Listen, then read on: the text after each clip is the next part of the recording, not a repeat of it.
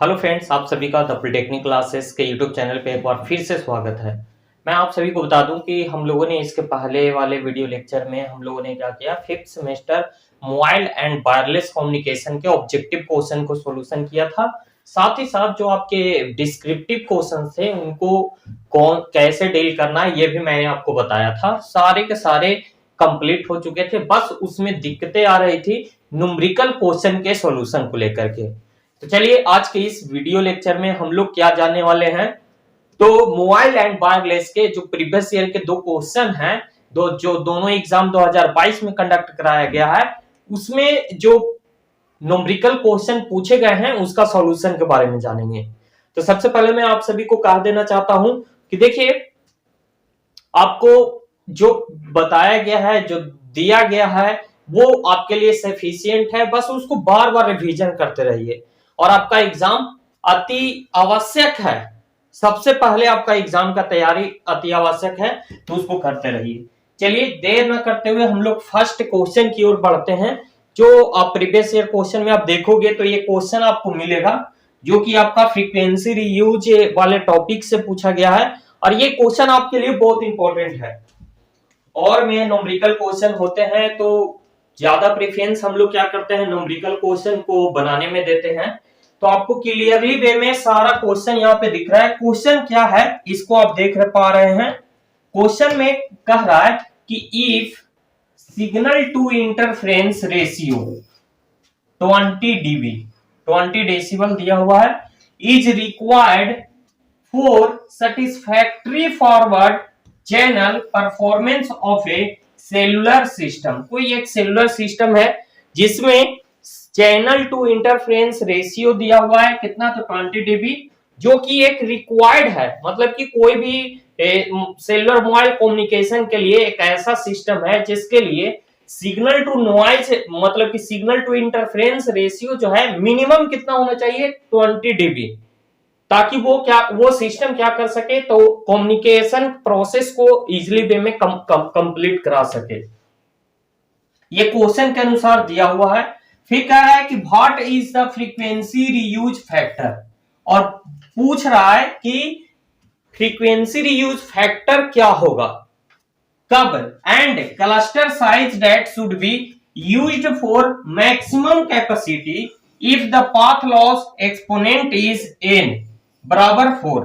देखिए साथ ही साथ ये पूछ रहा है क्या, तो फ्रीक्वेंसी रीयूज फैक्टर पूछ रहा है कब, जब क्लस्टर साइज मैक्सिमम दिया हुआ है और उसमें होने वाले पाथ लॉस एक्सपोनेंट बराबर n, स्मॉल n से डिनोट करते हैं इसको, n बराबर क्या दिया हुआ है, 4 दिया हुआ है।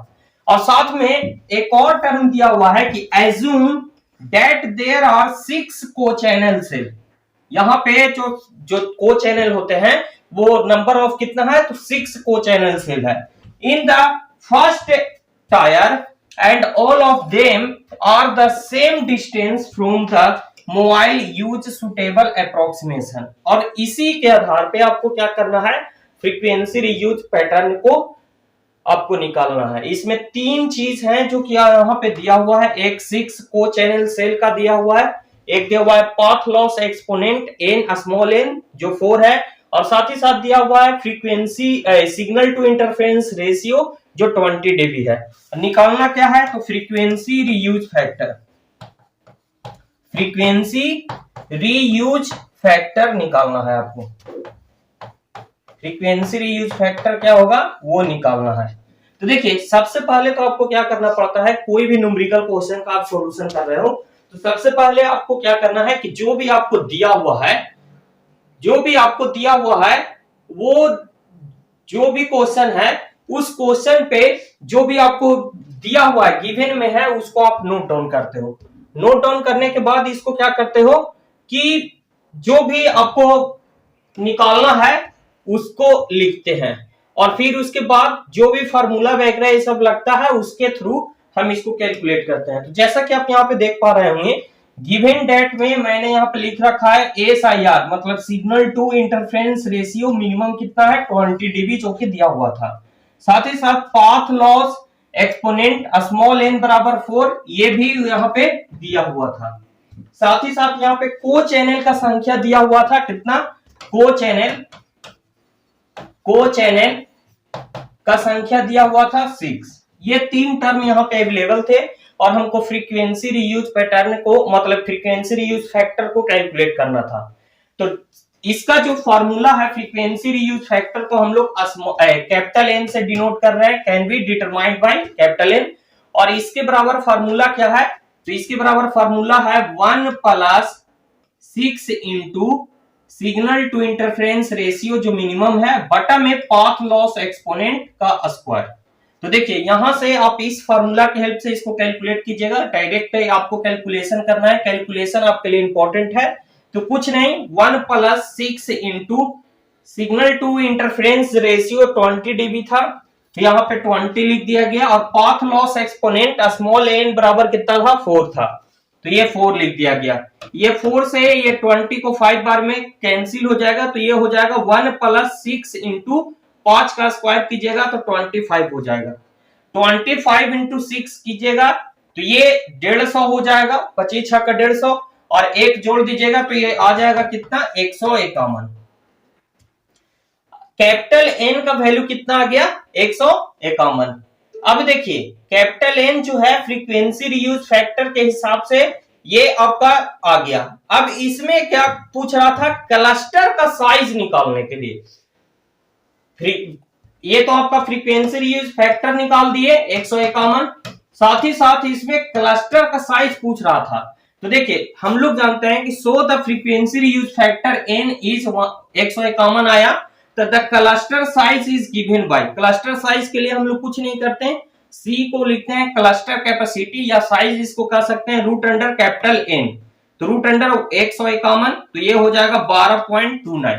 चूंकि हम लोग जानते हैं कि जो क्लस्टर का साइज होता है वो डेसिमल में नहीं हो सकता, फ्रैक्शन में नहीं हो सकता, तो ये इसके नियरेस्ट वैल्यू को आप ले लीजिएगा। तो ये 12.29 है, तो इसको हमने क्या कर लिया है, क्लस्टर साइज को मैक्सिमम से मैक्सिमम कह रहा था इसलिए इसको हम लोगों ने 13 ले लिया है। तो इस प्रकार से हम लोगों ने इस सॉल्यूशन को सोल्व कर लिया। तो यहां से दो चीजें निकल के आया, एक आया हमारा फ्रीक्वेंसी रीयूज फैक्टर और साथ में आया क्लस्टर साइज। तो इस तरह से हम लोगों ने फर्स्ट क्वेश्चन को सोल्व कर लिया।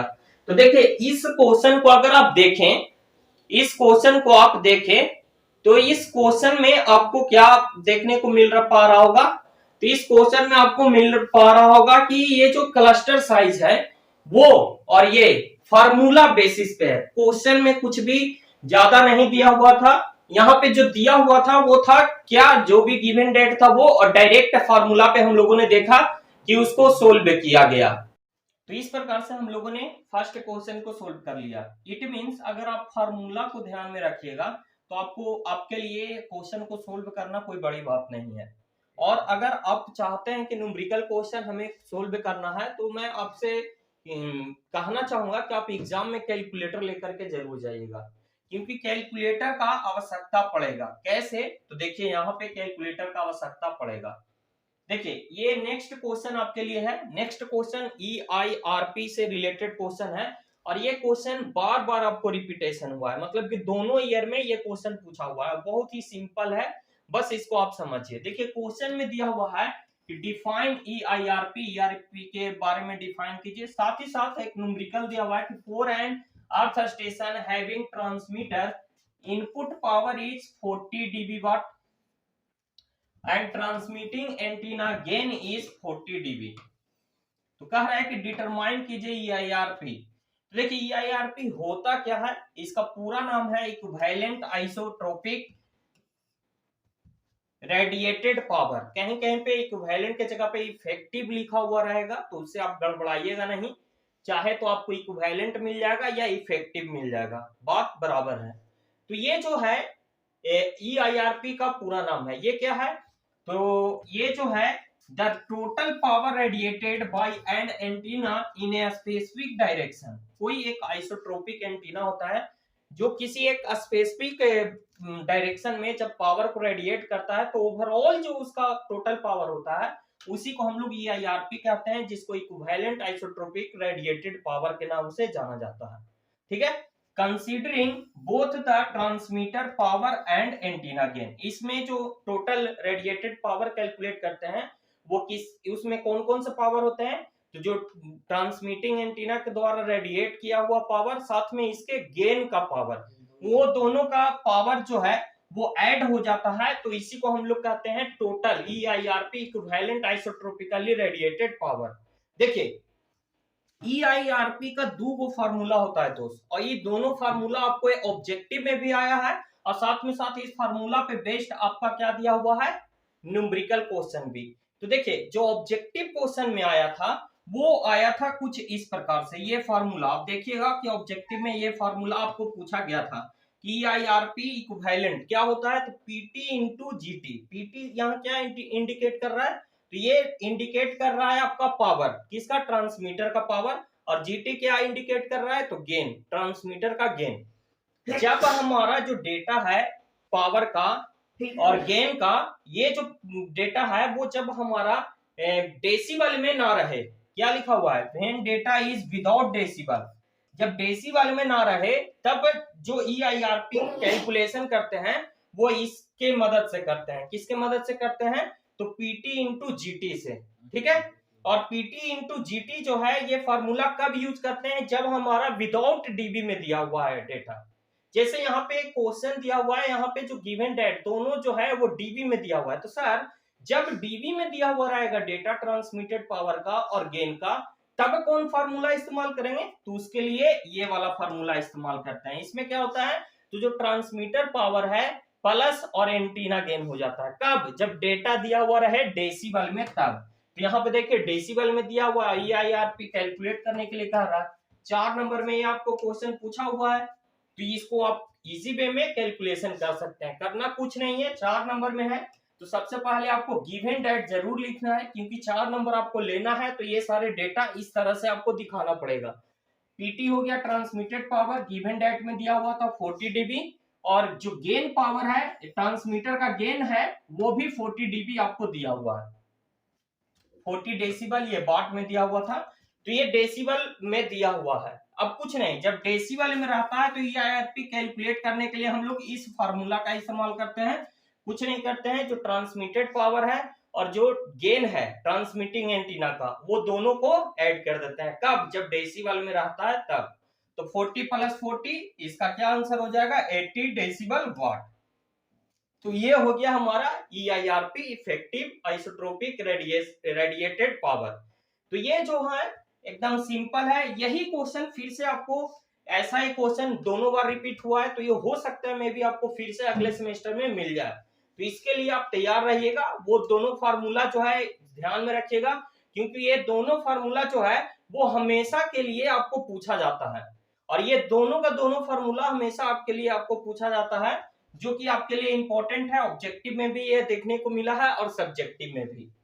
चलिए अगला जो क्वेश्चन है आपका नॉइज फिगर से है दोस्त। नॉइज फिगर से आपको बेहतरीन क्वेश्चन आता है, यहाँ पे कैस्केडेड फॉर्म में जब दो एम्पलीफायर हैं उसका noise figure, total equivalent noise figure calculate करना है। इसमें में भी आपको कैलकुलेटर का इस्तेमाल करना पड़ेगा। कैसे इसको इस्तेमाल करते हैं, चलिए आइए मैं आपको बताता हूं।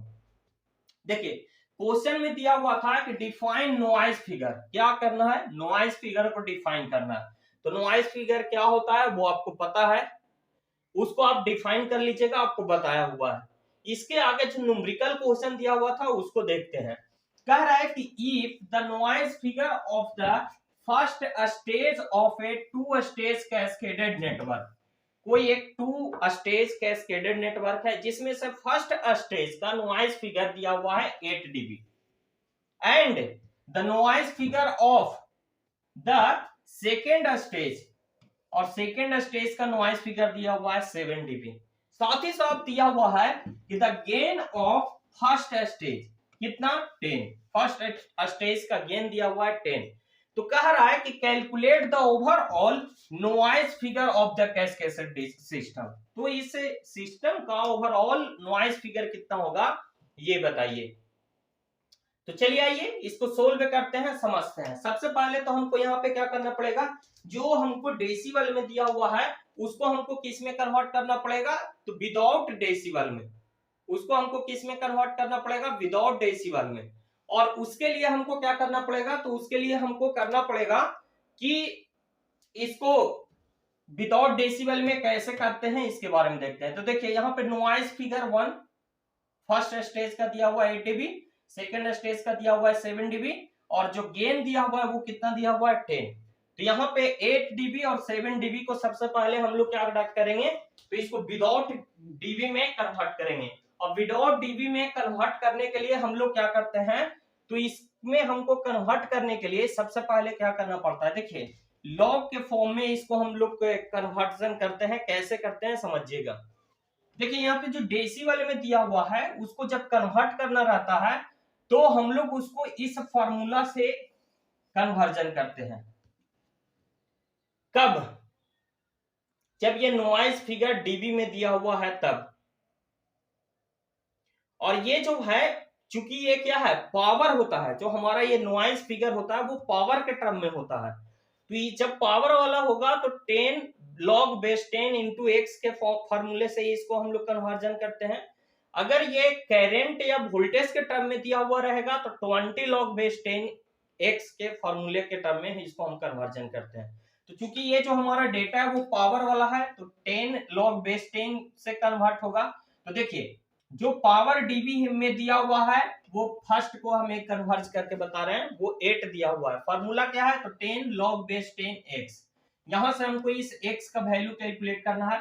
तो इस x इक्वल टू क्या हो जाएगा, इधर 10 जो है गुना में है, इधर आकर भागा में हो गया, और इधर log का बेस 10 था तो इधर आकर के एंटी लॉग में हो गया। और इसका जब आप वैल्यू कैलकुलेट करना हो तो कैसे करेंगे सर, तो आपके पास में कैलकुलेटर होगा और उस कैलकुलेटर में आप देखिएगा लॉग वाला होता है, तो वो शिफ्ट दबा के लॉग वाला पे क्लिक कर दीजिएगा तो वो एंटी लॉग में हो जाएगा। वहां पे आपको पावर में आएगा, 10 के पावर में कुछ आएगा।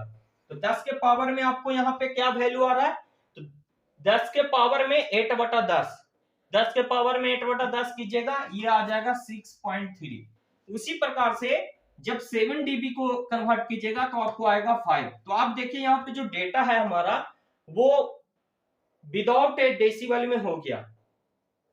जब ये विदाउट डेसिबल में हो गया तब हमको इसको क्या करना है कि फॉर्मूला पे इसको सेट कर देना है। जो हमारा फॉर्मूला होता है नॉइज फिगर इक्विवेलेंट बराबर फॉर्मूला होता है, यहाँ पे 2 स्टेज में था तो 2 स्टेज का फॉर्मूला लिखा हुआ है कि F1 प्लस F2 माइनस 1 बटा G1, F1 plus F2 minus 1 बटा G1। क्या दिया है, F1 प्लस F2 माइनस 1 बटा G2, जहां पे F1 फर्स्ट स्टेज का नॉइज फिगर, F2 दूसरे स्टेज का नॉइज फिगर, और ये -1 और ये G1 क्या है, तो फर्स्ट स्टेज का गेन। तो देखिए फर्स्ट स्टेज को का दिया हुआ था कितना 8, उसको हम कन्वर्ट किए थे तो आया था 6.3, और दूसरा स्टेज का दिया हुआ था 7 dB जिसको कन्वर्ट किए थे तो 5 आया था, और गेन कितना आया था, फर्स्ट स्टेज का गेन था 10। कुछ नहीं, इस फार्मूला पे आप लिख दीजिए F1 का वैल्यू 6.3 हो गया, और इधर F2 5 माइनस 1 बटा G1 कितना है तो 10 है, तो ये हो जाएगा 4/10। 2 से 2 बार में और 2 से 5 बार में काट दिए। अब इसको भागा देंगे 5 से 2 में तो ये 0.4 हो जाएगा, तो ये 6.3 और 0.4 ऐड होकर के कितना हो जाएगा 6.7। आप इसको भी आंसर लिख सकते हैं, लेकिन कहिएगा आप कि सर क्वेश्चन दिया हुआ था डेसिबल में तो इसको हमको डेसिबल में ही कैलकुलेट कर दीजिए। तो कुछ नहीं, आप इसको डेसिबल में कन्वर्ट कर सकते हैं। उसके लिए फार्मूला आपको बताए हैं अभी, 10 log का बेस 10 इंटू एक्स, तो एक्स के जगह पे क्या हो जाएगा 6.7, और 6.7 रख के इसको आप कैलकुलेटर में कैलकुलेट कर लीजिएगा तो आपका आ जाएगा 8.26, और किस में, तो डीबी में। तो इस प्रकार से आप इसको कैलकुलेट कर सकते हैं। और ये जो है 6 नंबर में आपको पूछा गया था, और है कुछ नहीं, बस थोड़ा सा पेशेंस रखिएगा और कैलकुलेशन अच्छे से कीजिएगा, बाय मिस्टेक नहीं कीजिएगा। कैलकुलेटर आपके पास होगा तो इजी वे में इसको आप कैलकुलेट कर सकते हैं, और 6 में 6 नंबर आप न्यूमेरिकल में पा सकते हैं। ठीक है, चलिए अगले क्वेश्चंस की ओर बढ़ते हैं। और अगला क्वेश्चन ये रहा आपके सामने, जो कि फिर से ये हमारा फ्रीक्वेंसी रीयूज जो कॉन्सेप्ट है उससे ये पूछा गया है। फ्रीक्वेंसी रीयूज कॉन्सेप्ट से ये क्वेश्चन आपको पूछा गया है, और ये जो फ्रीक्वेंसी रीयूज कॉन्सेप्ट है वो बहुत ही इंपॉर्टेंट है। देखिए यहाँ पे क्या कह रहा है कि which shape is used for call and भाई। तो हम लोग जानते हैं ज्यादातर मोस्टली जो हमारा यूज होता है वो क्या होता है, हेक्सागोनल शेप। और क्यों होता है ये भी आपको डिटेल में बताया हुआ है कि हेक्सागोनल ही क्यों लेते हैं, ये आपको डिटेल में बताया हुआ है। तो उसको यहाँ पे एक्सप्लेन करने के लिए करना पड़ेगा। साथ ही साथ यहाँ पे एक न्यूमेरिकल क्वेश्चन है। वो न्यूमेरिकल क्वेश्चन क्या है, तो ए स्पेक्ट्रम ऑफ ए 5 मेगाहर्ट्ज, एक जो स्पेक्ट्रम है वो कितना है 5 मेगाहर्ट्ज का एलोकेट किया है सिल्वर मोबाइल सिस्टम के लिए। साथ ही साथ इसमें दो गो 10 किलो हर्ट्ज का क्या है सिंप्लेक्स चैनल है, एक तरफ से साउंड को जाने के लिए और दूसरा चैनल के थ्रू आने के लिए। चूंकि हमको यहाँ पे दो बे सिंप्लेक्स है तो दो रास्ता वाला चाहिए, क्योंकि कम्युनिकेशन में, मोबाइल कम्युनिकेशन में जाने के लिए भी और आने के लिए। अगर डुप्लेक्स होता तो एक ही में काम चलता, लेकिन सिंप्लेक्स में क्या होता है एक ही ओर से जाता है, तो हम यहाँ पे दो चैनल का आवश्यकता पड़ेगा। वही दिया हुआ है कि एक सिंप्लेक्स कितने का है 10 किलो हर्ट्ज का, और पूरा जो फ्रीक्वेंसी बैंड है वो कितना है 5 मेगाहर्ट्ज का। कह रहा है कि simplex channel provided full duplex voice channel, और यहाँ पे दो सिंप्लेक्स का इस्तेमाल करके हम लोग फुल डुप्लेक्स वॉइस चैनल का इस्तेमाल कर ले रहे हैं। और कह रहा है कि what is the number of channel available for the cell 8 cell reuse factor, 8 cell के लिए हमारा कितना चैनल अवेलेबल होगा ये कैलकुलेट करने के लिए कह रहा है। कैसे इसको कैलकुलेट करेंगे सर, तो इसको कैलकुलेट करने के लिए हमें देखिए, चलिए आइए हम लोग देखते हैं। सिंपल है, कुछ नहीं करना है, एगो भागा करना है, जोड़ घटाव करना है, बस हो जाएगा। कैसे सर, समझिएगा। देखिए शेप की जहां तक बात है, सेलुलर मोबाइल कम्युनिकेशन में हम लोग मेनली रूप से किसका इस्तेमाल करते हैं, हेक्सागोनल, और कहीं कहीं पे रेक्टेंगुलर भी इस्तेमाल किया जाता है, लेकिन ये रेयर केस में, ठीक है। ज्यादातर जो हमारा मोस्टली इस्तेमाल किया जाता है वो हेक्सागोनल शेप ही इस्तेमाल किया जाता है। क्यों, क्योंकि इस हेक्सागोनल में जो बेटर कवरेज मिल पाता है और इसमें कम से कम इंटरफेरेंस हो पाता है, इसीलिए हम लोग हेक्सागोनल का इस्तेमाल करते हैं, और वो डिटेल में आपको बताया हुआ है। चलिए इसके न्यूमेरिकल क्वेश्चन की ओर बढ़ते हैं और देखते हैं। तो सबसे पहले जो दिया हुआ है सर उसको हम लोग नोट करते हैं। तो यहाँ पे दिया हुआ जो है गिवन डेट में वो रहा आपके सामने, और इसको हम लोग कैलकुलेट करते हैं। देखिए कह रहा है कि गिवन डेट में स्पेक्ट्रम दिया हुआ है 5 मेगाहर्ट्ज, तो इसको किलो हर्ट्ज में कन्वर्ट कर दे रहे हैं। क्यों, क्योंकि हर एक चैनल का बैंडविड्थ दिया हुआ था 10 किलो हर्ट्ज। जो दो सिंप्लेक्स चैनल इस्तेमाल हो रहा था फुल डुप्लेक्स के लिए, वो दिया हुआ था 10 किलो हर्ट्ज। तो 5 मेगा मैंने कुछ होता 5 गुने 10 के पावर 6, तो इसको किलो में कन्वर्ट कर दिए तो 5000 कर दिए, और 10 के पावर क्यूब को किलो हर्ट्ज लिख दिए। ठीक है, कोई दिक्कत। अब देखिए टोटल चैनल हम एलोकेट करेंगे, तो स्पेक्ट्रम हमको पता है कि कितना है पूरा स्पेक्ट्रम, और उसमें चैनल का बैंडविड्थ हमको दिया हुआ है, तो कितना चैनल एलोकेट होगा ये निकाल सकते हैं। तो स्पेक्ट्रम का बैंडविड्थ बटा एक चैनल का बैंडविड्थ, तो 5000 बटा 10, तो यहाँ पे हो गया 500 चैनल अवेलेबल है, और यही हमको निकालना था। साथ ही साथ एक और चीज निकालना था यहाँ पे, वो निकालना था कि 8 सेल के रीयूज फैक्टर के लिए अगर हम कैलकुलेट करें 8 सेल के रीयूज फैक्टर के लिए, तब उसमें टोटल कितना चैनल होगा विदाउट कोई इंटरफेरेंस के। तो ये तो निकल गया अवेलेबल टोटल चैनल, 500 चैनल इसमें अवेलेबल है 10 किलो हर्ट्ज का। ठीक है, अब ये 8 सेल के लिए जो हमारा निकालना है उसको हम लोग देखते हैं। तो देखिए 8 सेल के लिए अगर हम इस्तेमाल करें, तो इस 8 सेल के लिए जो हमारा यहाँ पे लिखा हुआ है वो लिखा हुआ है कि according to the frequency reuse for 8 cell reuse factor, each cell can be use 1/8 of the total channel without interference. देखिए अगर देखा जाए कि एक रीयूज फ्रीक्वेंसी फैक्टर है, और एक सेल के अंदर में कितना, मतलब एक क्लस्टर के अंदर में कितना सेल है, 8 सेल है। एक क्लस्टर के अंदर में 8 सेल है, तो आप सोच के देखो, अगर इस क्लस्टर के लिए जो फ्रीक्वेंसी बैंड है इसमें 8 वो सेल अगर हम बना दें, तो वो जो फ्रीक्वेंसी होगा वो कितने भागों में बढ़ जाएगा, 8 भागों में बढ़ जाएगा। क्यों, क्योंकि हर एक सेल के लिए हमको अलग अलग फ्रीक्वेंसी बैंड को एलोकेट करना पड़ेगा। फ्रीक्वेंसी रीयूज में यही तो हम लोग करते हैं। तो वही यहां पे लिख रहा है कि जब फ्रीक्वेंसी रीयूज 8 सेल के लिए है, तो तो इसमें जो रीयूज सेल, हर एक सेल में जो उसका टोटल चैनल होगा वो कितने में बढ़ जाएगा, एक क्लस्टर के लिए उसका चैनल 1/8 में डिवाइड हो जाएगा विदाउट केस किसी इंटरफ्रेंस के। ठीक है, तो इसी में हम लोग क्या पाया कि एक चैनल, यहां पे कितना चैनल हमारा अवेलेबल है, टोटल चैनल हम लोगों ने कैलकुलेट किया कितना, 500 चैनल कैलकुलेट किया। तो the number of channel available for each channel would be, 500 channel है एक क्लस्टर के लिए, 8 सेल के लिए 1/8 टोटल चैनल है, तो 500 चैनल के लिए टोटल चैनल 8 क्लस्टर के लिए कितना हो जाएगा, तो 500 का 1/8 टोटल अवेलेबल चैनल कितना हो जाएगा 62.5। चूंकि चैनल है जो कि फ्रैक्शन में नहीं लिख सकते तो इसको आप क्या लिख सकते हैं 62 channel. However, since channels cannot divided into fraction, so round off the nearest whole number. Therefore, each cell approximate 62 channel available for the use. तो इस प्रकार से हमारा जो टोटल चैनल था वो जो फ्रीक्वेंसी स्पेक्ट्रम था 5 मेगाहर्ट्ज का, उसमें 500 और 8 सेल के लिए 1/8 के हिसाब से अगर टोटल चैनल की बात करें तो एक क्लस्टर में आप एक तरह से देख सकते हैं 1/8 के हिसाब से जो 500 चैनल है उसके हिसाब से हमको 62 चैनल एलोकेट होगा। तो इस प्रकार से इस क्वेश्चन का भी सॉल्यूशन हो गया। देखिए कुछ नहीं है, बस छोटी छोटी चीजें हैं वही। अब देखिए इसमें अगर इसको सोल्व करने के लिए आपको पूरा थ्योरी माइंड में होना चाहिए कि क्लस्टर क्या होता है, एक स्पेक्ट्रम को कैसे हम, सिंप्लेक्स चैनल क्या होता है, डुप्लेक्स चैनल क्या होता है, वही इस चीज को कैलकुलेट कर सकता है।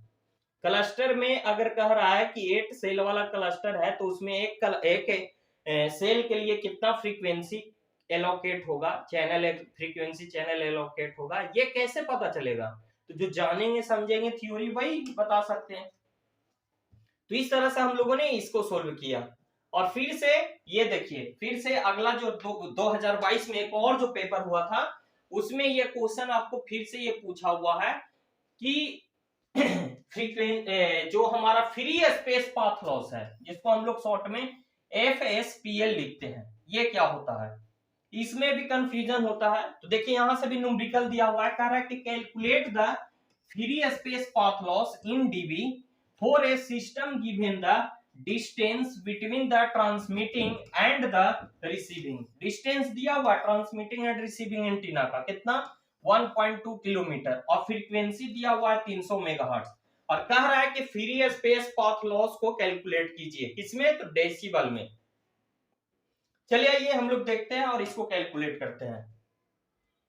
फ्री स्पेस पाथ लॉस होता क्या है, तो जो ट्रांसमीटर और रिसीवर होता है उस ट्रांसमीटर और रिसीवर के बीच में जब सिग्नल हमारा वेरी करता है, ट्रेवल करता है, प्रोपगेशन करता है, तो उस दौरान जो होने वाला लॉसेस है वही फ्री स्पेस पाथ लॉस कहलाता है।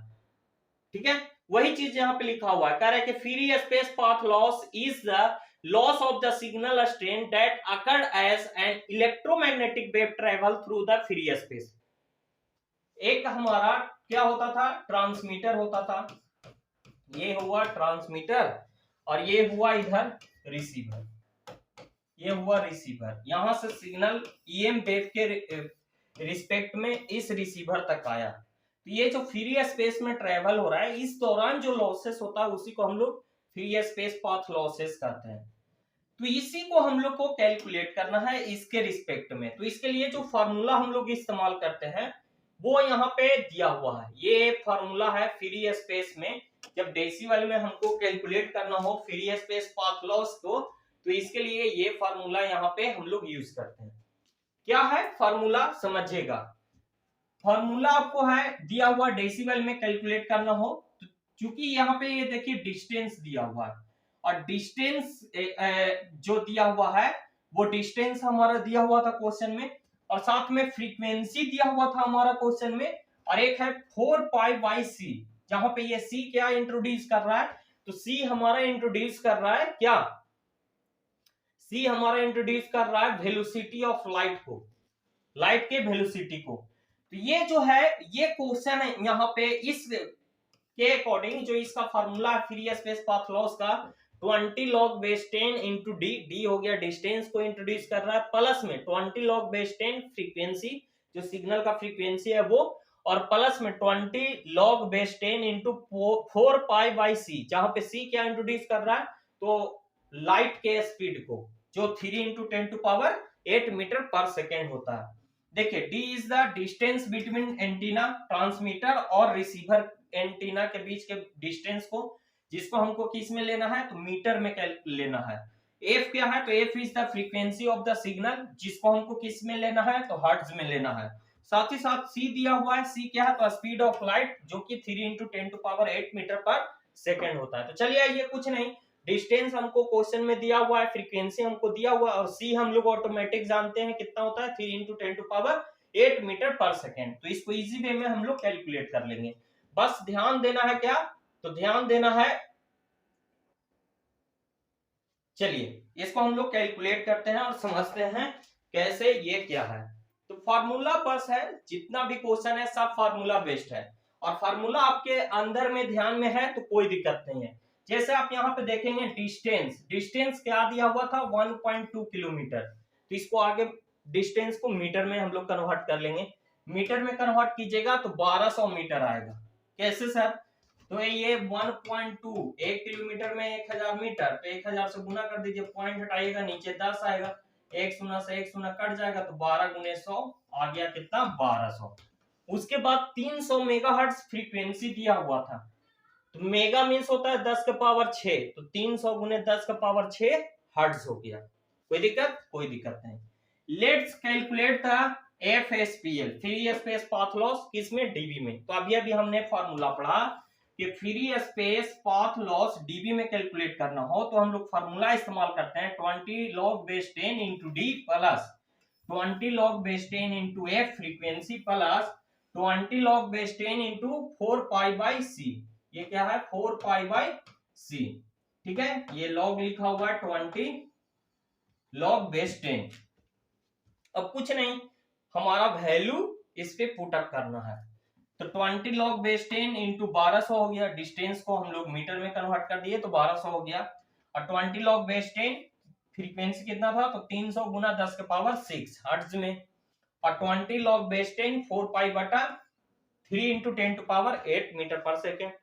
अब कुछ नहीं, इसको आप कैलकुलेटर में अपना लीजिएगा और कैलकुलेटर में इस डेटा को रखिएगा और कैलकुलेट कीजिएगा। इसका जब वैल्यू आप कैलकुलेट कीजिएगा तो आएगा 61.58, इसका जब आप वैल्यू कैलकुलेट कीजिएगा तो आएगा 169.54, और जब इसका वैल्यू कैलकुलेट कीजिएगा तो आएगा माइनस में 147.55। अब इसको जब कैलकुलेट कीजिएगा तो आ जाएगा कितना, 83.57 डीबी। तो इस प्रकार से हम लोग कैलकुलेट कर लेंगे क्या, तो F S free space path loss, FSPL short में। तो कुछ नहीं है, फार्मूला ध्यान में रखना है, कैलकुलेटर जरूर लेके जाइएगा, न्यूमेरिकल आएगा तो वहां पे कैलकुलेटर इस्तेमाल करना पड़ेगा। देख रहे हैं सब कोई, जितना भी न्यूमेरिकल आपको बिना कैलकुलेटर का आप इसको बना नहीं सकते, क्योंकि डेसिबल से कभी नॉन डेसिमल एंटीलॉग में ये सारा कन्वर्जन जो है वो करना पड़ेगा। तो कैलकुलेटर एक सबसे अच्छा आपका दोस्त है जो कि आपको हेल्प करेगा, तो इसको आप जरूर लेके जाइएगा, ठीक है। तो चलिए हम लोग नेक्स्ट क्वेश्चन की ओर बढ़ते हैं। अगला क्वेश्चन फिर से ये रहा आपके सामने, ये लास्ट क्वेश्चन है, और ये लास्ट क्वेश्चन फिर से वही क्वेश्चन आपको रिपीट हुआ है EIRP कैलकुलेट करने के लिए। ये आपको क्वेश्चन में दिया हुआ था, या फिर से कब दिया हुआ है, जब डेसिबल है में डेटा है, जैसे एंटीना गेन 20 dB दिया हुआ है, और देखिए इनपुट पावर, ट्रांसमीटर का पावर दिया हुआ है 100 dB, तो इसको बोल रहा है कि आप पे EIRP कैलकुलेट कीजिए। तो अभी हम लोगों ने देखा कि जब हमारा डेटा डीबी में हो तो EIRP बराबर हम लोग क्या करते हैं, PT प्लस GT कर देते हैं, कुछ नहीं 100 प्लस 20 हो जाएगा 120 डेसिबल वाट डायरेक्ट। तो यहाँ पे गिवन डेट में आप लिख दीजिएगा, क्योंकि 4 नंबर में है तो थोड़ा लिख दीजिएगा गिवन डेट में, जैसा कि हमने पहले वाला में आपको बताया है। तो इसी प्रकार से हम लोगों ने जितना भी प्रीवियस ईयर क्वेश्चन था न्यूमेरिकल के फॉर्म में, इसको हम लोगों ने कैलकुलेट कर लिया। तो इसको आप रिवीजन जरूर कर लीजिएगा, फार्मूला को माइंड में रखिएगा, कैलकुलेशन कैसे करते हैं इसका प्रैक्टिस आप जरूर कर लीजिएगा, जैसे मैंने आपको बताया है। अगर किन्हीं को कोई दिक्कत होगा, प्रॉब्लम होगा, तो आप डायरेक्ट 7463063474 पे कॉल कर लीजिएगा या मैसेज भी कर सकते हैं, ठीक है।